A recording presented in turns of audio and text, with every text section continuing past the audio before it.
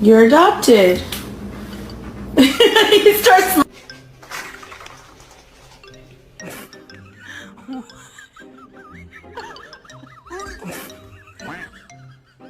And how to speak my dog's language.